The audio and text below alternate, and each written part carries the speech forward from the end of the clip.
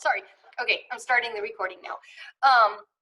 And again, if students are introduced to writing activities too soon, they could develop poor habits that are difficult to correct later on. So that's kind of where we're going with that this morning. Okay, so here's an activity. Again, keep in mind, these are not activities that parents have to go out and purchase like an expensive kit or game. These are activities that hopefully they either have these materials around their home or it will be very cheap to reproduce, okay? So everything that you see in the presentation this morning was purchased at Walmart, all right? So for this activity, super simple, clothespins, all right? And keep in mind, all of these activities you can grade to fit the needs of your students, okay? So you can make it more difficult or easier to fit the needs of the kids you're working with.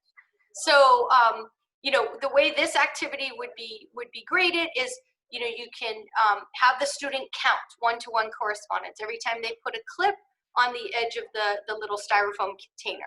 They can tell you the name of, or I'm sorry, the color, you know, that green or orange or pink as they're placing it on. You can have them, if they're at the point where they know their letters, you can write letters on the top of each clip, ask them to find the letter and put it on, or identify the letter as they're putting it on, okay? So it's kind of like we're looking to get more bang for your buck. So they're working on an academic-based activity, but they're also working on fine motor skills, okay? And you can kind of see there, the focus is finger dexterity, so being able to isolate your fingers, as well as finger strengthening because they need to squeeze the clip while they're, sorry, I'm just letting people in as we go along. Okay, they need to use their fine motor strength as they're clipping it onto the edge.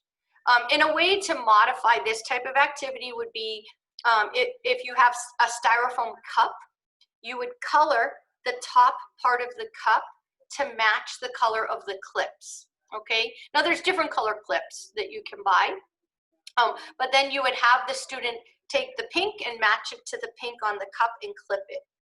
In the kit that you're going to get, I believe it's actually going to be styrofoam cups, but you would use it the same way that you see this container, okay? So this is a favorite for a lot of the kids. Right now, we're doing Zoom sessions with the students that are receiving occupational therapy services. And what we did is we created a kit exactly like what you're going to get. And we sent it home to each of the families. So they had access to the kit while we were doing Zoom sessions. And this by far was one of the favorites. So it's just what you see, right? It's a piece of styrofoam. Those are golf tees and then little bouncy balls. And what the student needs to do is the finger strengthening part comes when they push the tee into the styrofoam. The pincer grasp, which is using your thumb and your index finger to manipulate the ball. The pincer grasp comes when they have to pick up the ball and place it gently on the tee. The proprioceptive part, which is, this is under the focus, is that the student needs to grade how much force is used to place the ball on the tee, right? If it's too much, it's gonna fall off, so they need to use a lot of skills just to complete a fun activity. They don't know they're working on these skills, but to them, this is a favorite for most of the kids that have been logging on with us. Okay. I think I skipped this one last time, I'm not sure. So this is Feed Me Freddy. Okay, we just named it that. You can see it's just a tennis ball and you slice open the mouth. And then what the student needs to do is they need to squeeze the tennis ball together to open the mouth, and then they have to go ahead and eat the food pellets, the pom-poms, inside of the tennis ball. Okay, so that's kind of part one of the activity. The second part of the activity is they need to squeeze the ball open, use a pincer grasp to go inside the mouth and take out the pom-pom. Okay. And then, you know, you can always include math and counting in this type of activity where they have to count one-to-one correspondence while they're taking the food out of the mouth or as they're picking up the food. Okay. And again, looking at hand strengthening, because opening the tennis ball is not that easy. Bilateral coordination, which is being able to use two hands together for a common task. And then again, developing the use of that pincer grasp when they're taking the food out of the mouth. Okay. Simple, right? Pipe cleaners. They need to just place the bead onto the pipe cleaner, right? And from an academic standpoint, you could have them identifying colors as they're putting it on. You can have them count. You know, I want you to get 5 or put 5 on. But you're using their fine motor skills while also learning, right? And so again, where you see the focus area, bilateral coordination, using both arms or both hands to complete a common task, and then also developing the pincer grasp. You'll notice a theme here, common theme of trying to develop that pincer grasp, or the tripod grasp, right? And for obvious reasons, those that's the part of your hand that you need in order to hold your pencil. So we're not just jumping in and having a child hold the pencil however they want. We're just trying to build some of those core skills, the underlying skills that hopefully will help them to better hold a pencil when the time comes. Okay. Plato. Plato is great. You can do 50 different activities with Plato. I just put a couple here as a starting point. So in the first picture, right, it's bilateral coordination. You're just asking the student to take the mound of Play-Doh and just form a ball, right? They need to have the right amount of proprioception to not squish the Play-Doh. And actually, kind of backing up, just having them open the canister of Play-Doh requires a decent amount of finger strength. So anyway, going to the middle picture, what I ask the students to do is just to break it in half, and then they have to roll like in a clockwise direction, or roll using both hands. And to make it more difficult, they can roll the other way in a counterclockwise direction. The third picture is just they have to, again, make a ball with the Play-Doh. They take a drinking straw and stick it inside the Play-Doh, and then whatever it is they might have around their house that would fit on the straw. So in the picture, what you're seeing is pasta, like rigatoni. Another idea is to have them put pretzels on the straw, and then they get to eat the pretzels as a snack once they're done. Right, so you're looking at kind of eye-hand coordination to be able to get the item on the straw. Okay, and then of course, using your imagination and creativity, you can have them make letters and numbers by rolling out the Play-Doh. And there's so many, we could do an entire in-service just on Play-Doh, but those are a few ideas to start with. Okay, so this is, we just call it the alligator teeth. I happen to have, not on purpose, but a game here. And so there's so many commercially available games that requires the student to use like tongs, right? Like a lot of you guys probably have seen Feed the Dog or Feed the Bunny. There's all kinds of those games out there, but this serves the same purpose, right? And so with the students that we are seeing on Zoom, they're asked to, you know, we have them put the cotton balls all over the table, or the parents will do that. And then they will pick up the cotton balls using the tongs, and then they have to place it into the bag, right?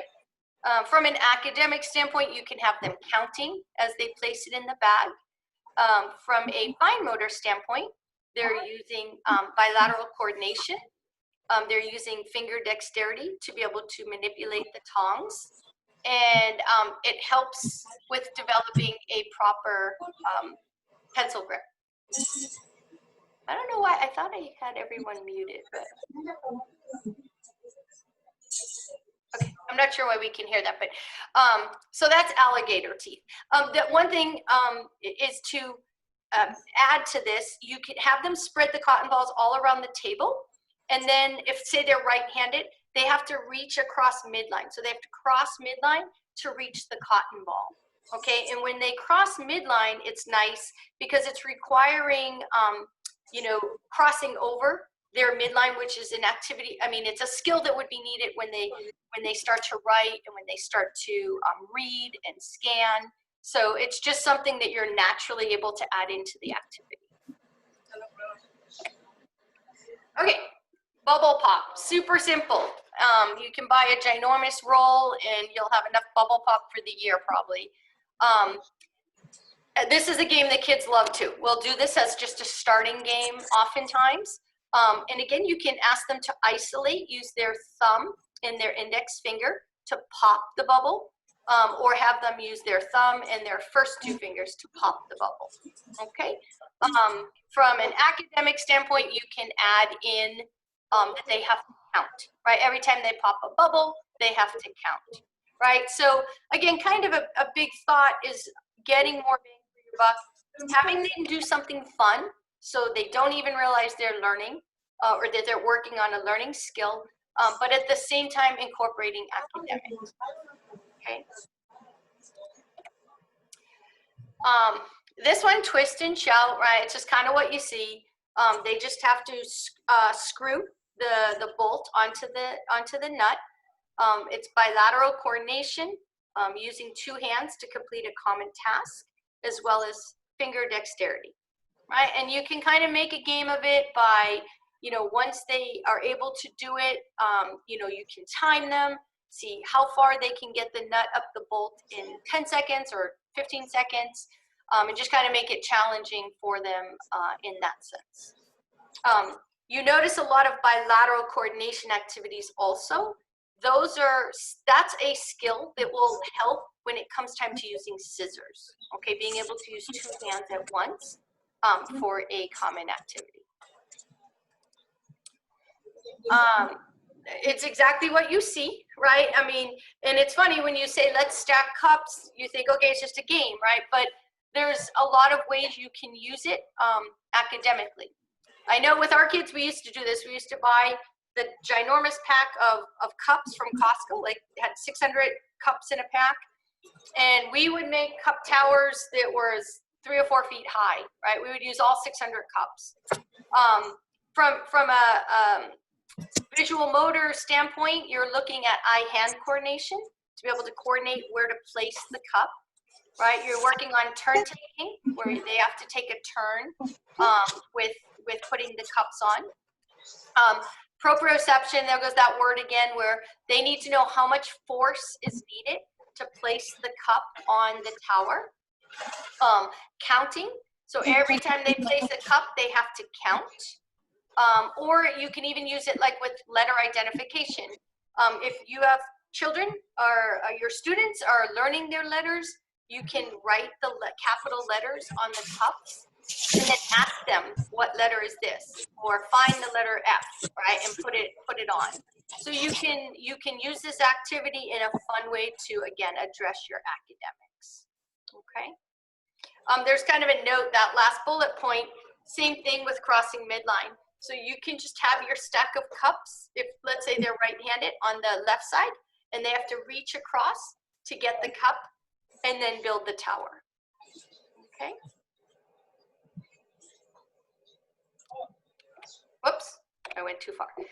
Okay, so this is a motor path. I don't know if you've ever seen it like on Facebook or you know, whatever, just Google sensory motor path. And a lot of these paths are commercially available to put inside schools, like in hallways. But you can do the same exact thing with chalk outside in your driveway, right? So the first picture, you'll see a little girl in just a minute, my neighbor, and she's doing that in my yard. And then the second picture is just a friend of mine that did the same thing. You can incorporate academics by having the numbers, and you'll see letters where they have to jump and identify the number or the letter or the shape if you're practicing shapes. But it's just a way to get kids moving a little bit more, right? Especially being at home, so many kids are not getting the opportunity to get out and move and whatnot. So this would be a way to just have fun with them, still be working on some academics, and just get them moving, okay? So this is my neighbor, and she is 6 years old. We're neighbors. We literally live right 10 steps from each other, so we're kind of quarantining together.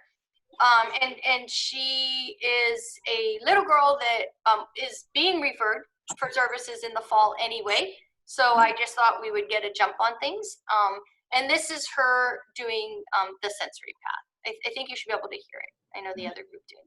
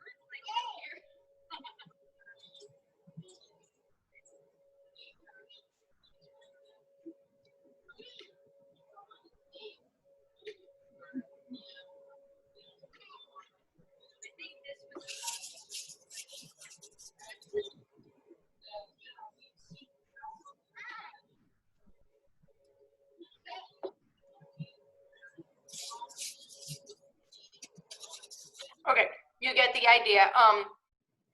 What I was telling her mom is I was just doing this as a demonstration to show parents what it could look like in their yard. I did a sensory path for her in her driveway, and what I mixed up the letters, right, just to make it a little bit more difficult. And what you're not seeing is at the end she had to do spinning, but you can see it's gross motor, it's academics, it's just having some fun. So even when you are back at school, it's just chalk. You know, you can make a sensory path outside of your walkway. And you know, the kids maybe have to do it as they're walking into the classroom, right? Just a way to kind of get them moving before they get into the class. I know some of you do this. You know, it's just a way, again, to allow the students to have some fun, but still learning the academic materials, right? So this is just shaving cream. When I do it with students at school, I just do it right on the table. But, you know, at home, I tell the parents, use a cookie sheet just to make cleanup a little bit easier for them. And, you know, this little girl typically does not like to work, from what her mom was saying. And she was going to be coming over for 30 minutes. And each time she came over every day for a week. She stayed an hour, and I practically had to kick her out, right? So she was having fun, but she was still learning numbers and letters and things like that. So this is her doing her shaving cream. What number is that? 6. All right. How about this one? What number is this? 3. Can you make it 3?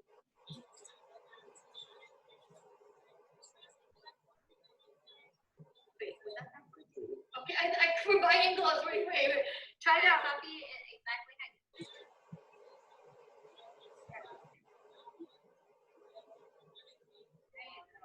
Good. All right.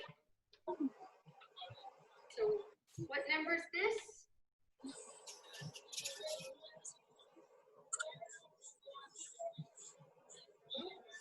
Can you make a 6? That smells good. Yeah. But with kids, I'll do it in school. Just a book cards. Like, I don't care, don't worry. Okay, make the 6 for me.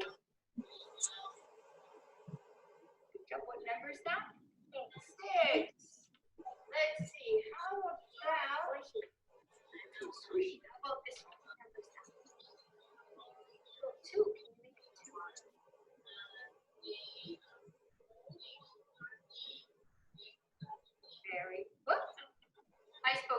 Try again. There you go. That was a beautiful two. Good. Okay, so you saw when she reversed the 3. One thing that's good with the shaving cream is it's not a big deal if you make a mistake, right? You know, where if you're using a pencil, then the child has to erase it, or, you know, it's just like, oh no, just try again, just erase it. So it's a lot easier for the kids to kind of just redo it, right? It's not a big deal. You can see I was using a flashcard because she needs a model at this point in time. And we were focusing on the number 6 because repetition. She didn't know her 6, right? So whenever you can use tactile material to supplement what you're trying to teach, you're going to provide that student with more sensory feedback, right? So when you're writing, you see it, and you might hear it, but now she really gets to feel it, right? So she gets to feel what it feels like to make the number. You can also do the same type of thing with sandpaper, right? So you, the adult or teacher, you would pre-write the letter or number, and then the child just needs to trace it on the sandpaper so they feel what they're tracing, okay? Okay, so this I understand might not work specifically in a preschool setting, maybe not, but something maybe parents could do at home with their child, right? And this is just a yoga ball. This will not be in your packet of materials. This is the only thing. But they're readily available and they're not overly expensive. And you know, you can use this type of activity even as kids progress, right? With sight words or multiplication tables. I know we did this with our kids, and I specifically remember when they were learning their multiplication tables, we did this, right? Because to just sit at a table and have somebody hold flashcards up for you is kind of boring. This activity, it places the child with their head down in a different position, which is called vestibular. Your vestibular system is being activated more by being like kind of upside down. And then also the child has to hold themselves up with one hand. And that's a really good shoulder strengthening or weight bearing activity. The reason that is important is when kids get to school, they need to sit upright for periods of time, right? And oftentimes you see kids slouching or fidgeting. And part of that is because they just don't have the stamina or the strength to be able to sit there upright, right? So this kind of helps with that. And I'll just kind of show you what it was looking like for her, how it worked.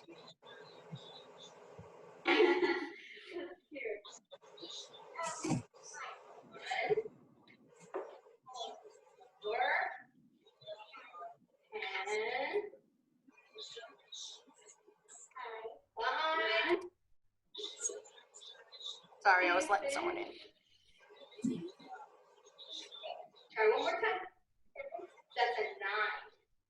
Pop one down, and we'll take that one. All right. All right, and then just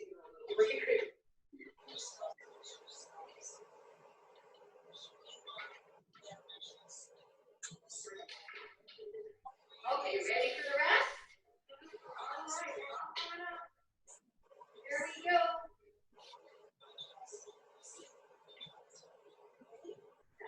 7, 2. That one's 6. I'm gonna go with that one out.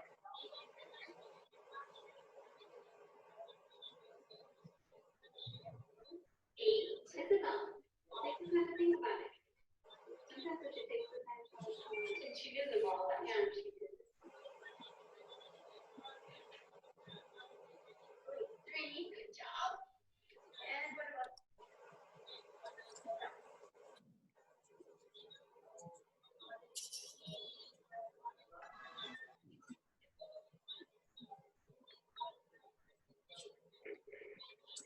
Okay, so when we did this activity first, and then it was the shaving cream, and then that's why we were focusing on 6, because that was the one for the day. We were trying to focus on 6. So she, you know, it was just follow through, follow up, but with a different activity. Okay. And again, I think this little girl would have gone for hours if we let her, right? But you can see that kids are easy to engage when they're doing a gross motor activity and learning an academic skill. Okay. Okay, and then this is the last one, last video. And again, just to give you ideas, now you may or may not do this in a classroom setting. You certainly could, but for sure parents could do this at home. And if you've noticed in a lot of the videos or whatnot, it's just index cards, right? You can buy a huge stack of index cards for like $2.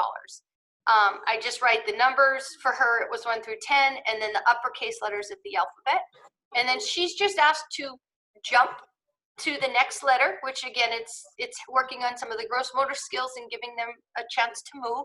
And she has to identify the letter that she picks up. Good job. And if you don't know it, you just say, I don't know, okay? Good job. Woo!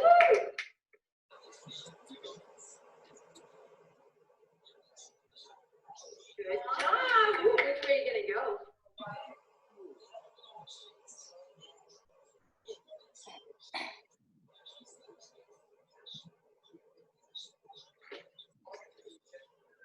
Or like a rabbit, jumping like a rabbit.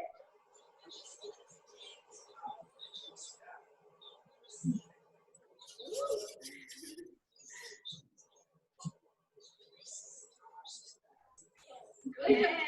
It's also good, like, you can keep it like orientation, right? You know, a student needs to know a K is a K, even if it's upside down. And if you notice, she knew it even though it was upside down. Okay.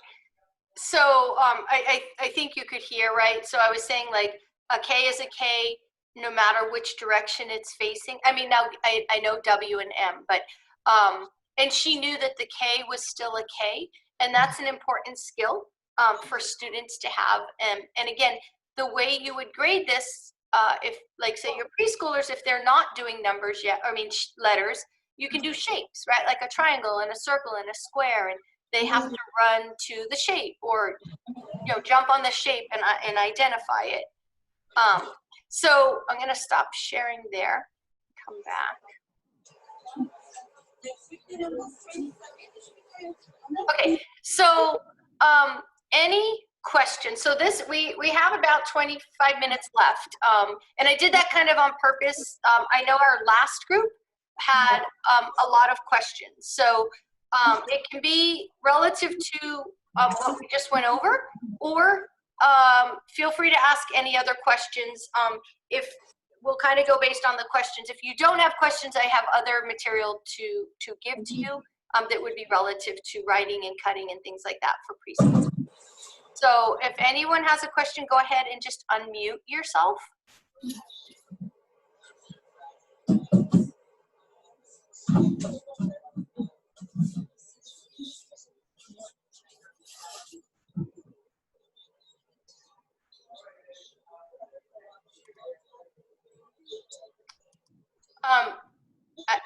I'm not sure, it looks like Ruby, did you have a question? I saw that you unmuted yourself. No. Okay, that's fine. Okay, any questions?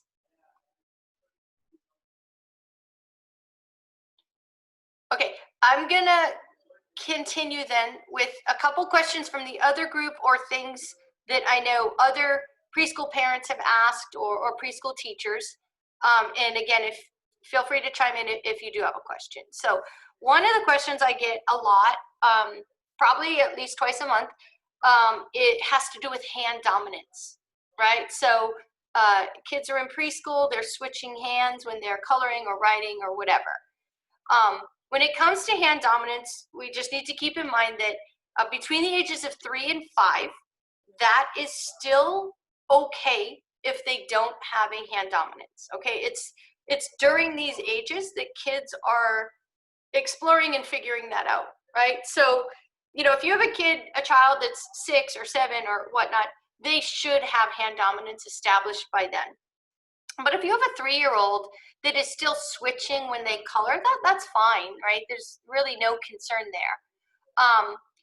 What you can do to try to help help the child determine which hand is a dominant hand for them, a couple of things is try not to bias which side you always sit on, right? So if you're always sitting to the child's right, you're going to be biasing them to use their right hand, right? Because you're sitting on the right side.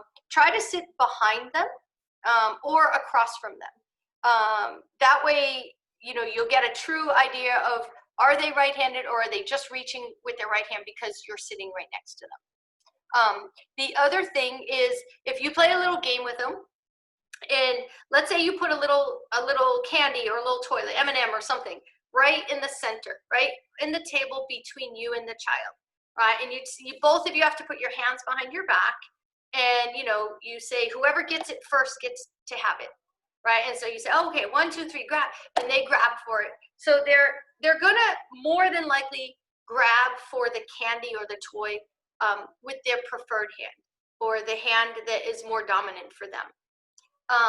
Also, between the staff and parents, you can ask the parents to really watch them for a 3, 4, 5 day period and kind of look to observe which hand are they mostly using? Like, which hand do they reach for Legos with? Which hand do they, you know, reach for a toy with? Which hand are they eating with?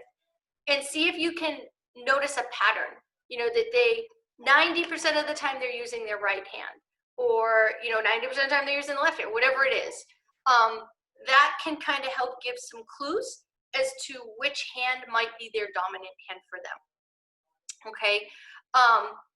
You know, once if you know a child has a right hand preference, let's just say, and that's truly what their preference is when they are doing an activity such as coloring or writing, tracing, whatever, then you would want to encourage them to just use that hand, right? So let's say you have a 5-year-old and you know they're right hand dominant, but they're switching.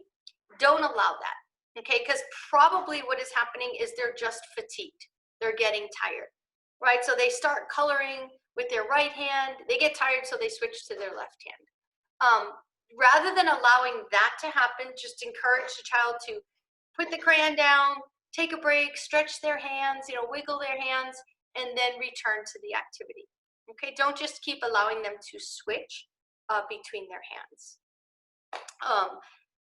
So any questions relative to that? I'm just going to wait a second to see, and then I'm going to move on to something else.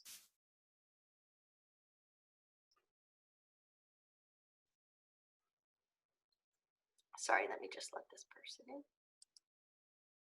Okay, so I didn't see any questions, and I'm not reading the chat box, just so you know.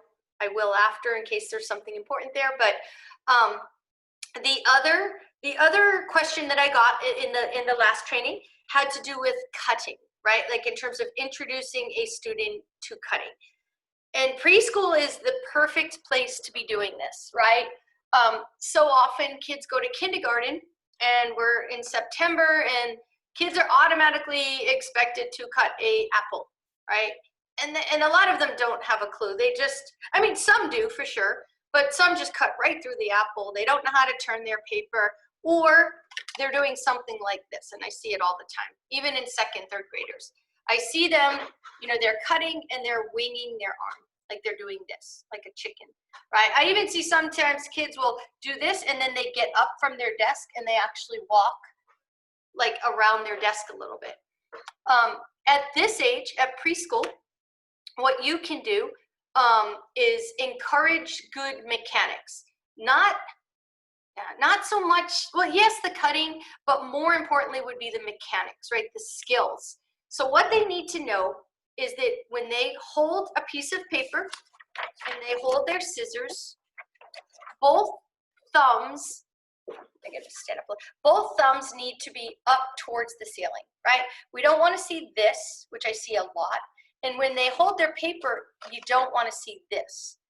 Because what happens is when it comes to doing, like, say, a circle, and their hand is holding the paper like this, it's really hard to manipulate the paper. Okay, same thing for obvious reasons. If they're holding the scissors like this, it's really hard to cut, especially when it comes time to cutting shapes. So at this age, what you can encourage is, one, don't let them do chicken wings, right? So you can take a piece of paper and have them play a game where they have to hold it against their body, right? So when they're cutting, if they start, and you can even do it in both arms, when they start to cut, if they do chicken wing, the paper is going to fall out. Okay, so kind of make a game out of it.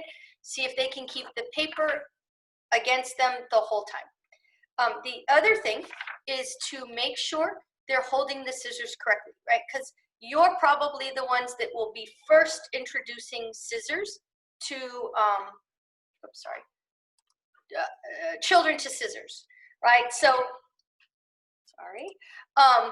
you want them to have their thumb in the top loop, and then you actually, and even some adults don't quite realize this, you want their index finger outside of the scissors, and then their middle finger and or ring finger, if their fingers are little, in the bottom loop, right? So it looks like this, right? So this finger is outside. It's not in here, right? When you cut like this, the scissors don't have a lot of stability, and they become very wiggly for the kids.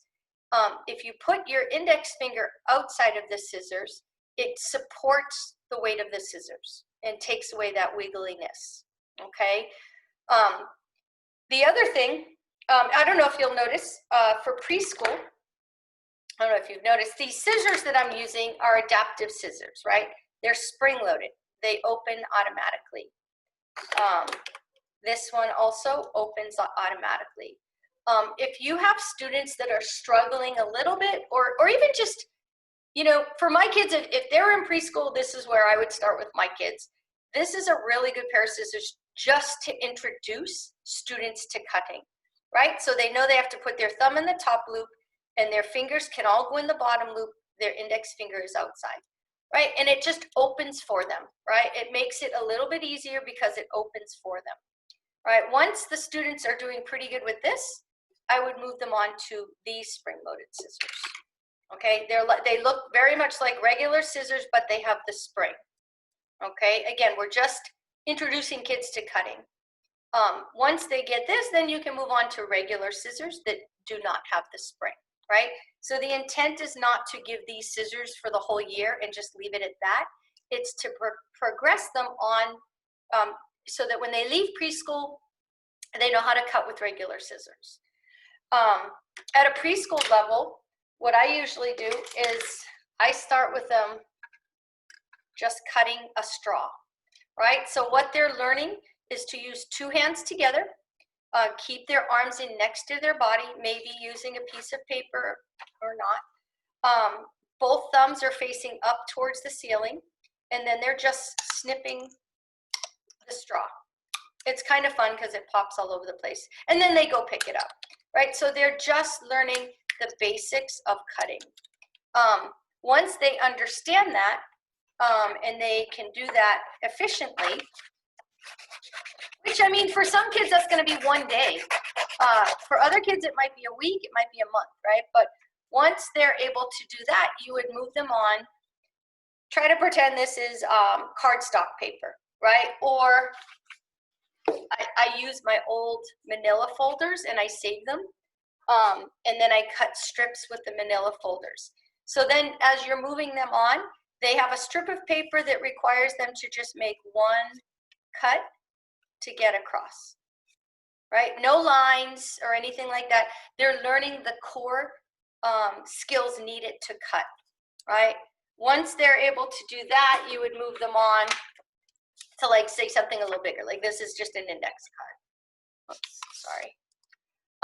Right, where they have to make multiple cuts, one, to get across, right? Notice that I haven't included lines or circles or shapes or anything. Right now, they're just learning how to cut. And I don't know that kids are always actually taught how to cut. A lot of times they're just given scissors and kind of expect it to know how to cut. But this way you can kind of build a hierarchy for them And you know, each child's going to move at their own pace. But once you teach them all the basics of cutting, then they're going to be able to cut whatever. They're going to be able to cut triangles and circles and hearts and pumpkins and whatever. So you're just kind of building that basic foundation for them. Okay. Any questions?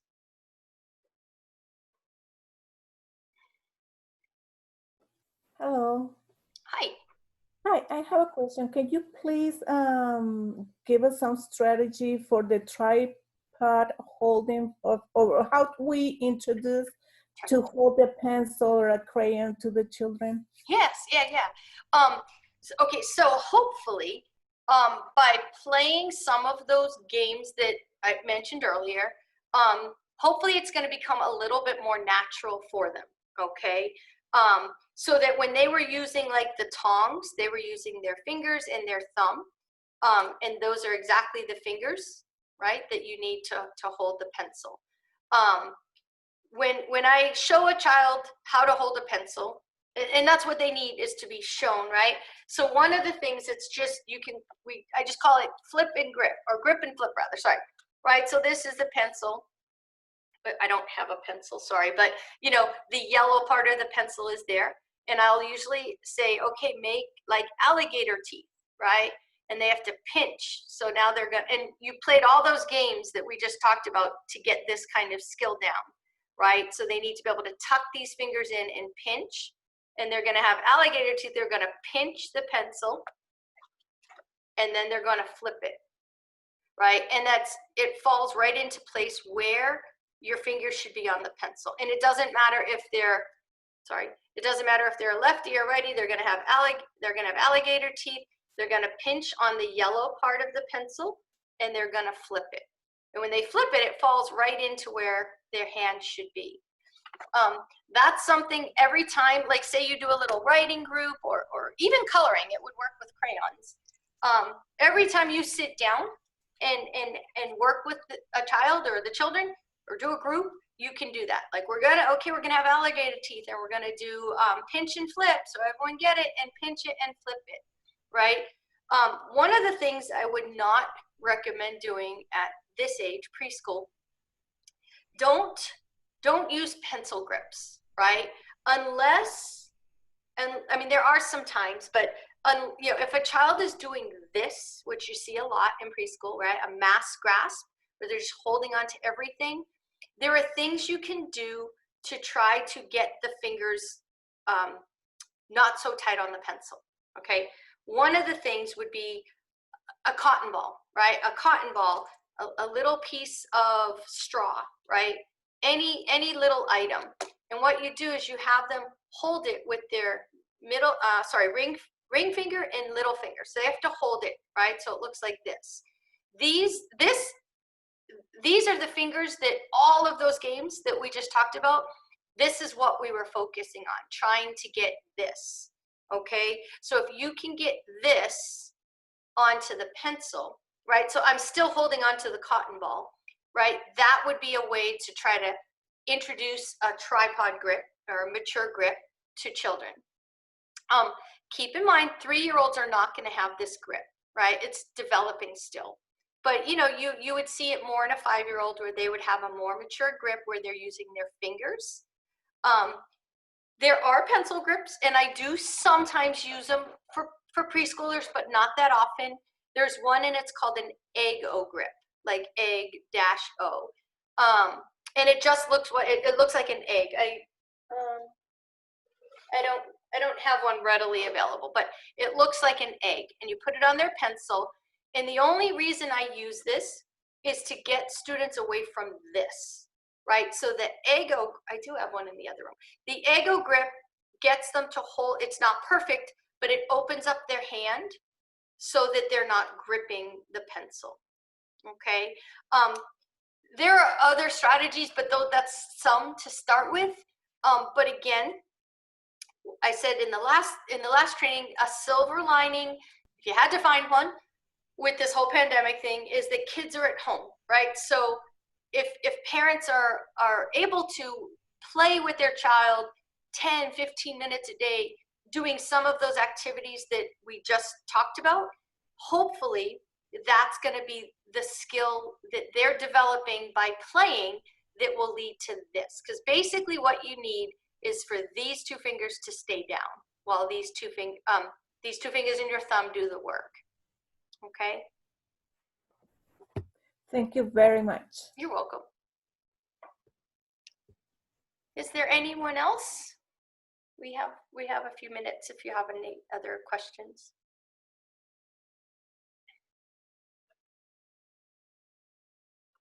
Okay, so feel free if you have a question in the chat box early on. I put my my number and my email. For those of you, I know some of you logged in as we got started. So just to reiterate, so anything I mentioned minus the therapy ball, but you know, like the tongs, the cotton balls, just whatever, the Plato, you're going to get a kit. And it's going to have everything in there, and then you'll also have the instructions, basically the PowerPoint, if you will, of what to do with each item and what the focus is, right? That you're focusing on a pincer grasp or bilateral or whatnot. Like you'll get chalk, you know, you'll get everything that was mentioned from a material standpoint. You'll be getting at some point in time in the near future. I don't know exactly, but I know the order list was already submitted. Basically what we needed to wait and see is how many people logged on for this particular training, and then those people would get the materials. And again, that gives you a kit that you can use to see students, but also you can maybe guide your parents and let them know that they can make the whole kit for under $10, okay? This is being recorded, so I know in the other group, a couple people had asked if you were gonna receive the materials. So all the materials are gonna be uploaded to the SELPA website. But again, the PowerPoint itself, we'll just make sure to put that in the packets. And I don't know how they're gonna be distributed, if you're gonna go to a location to pick them up, or I'm not exactly sure, but you will be finding that out, you know, once we get those made up for all of you. Okay. And if there's no other questions, then we'll log off for now. Is one last time, does anyone have any questions?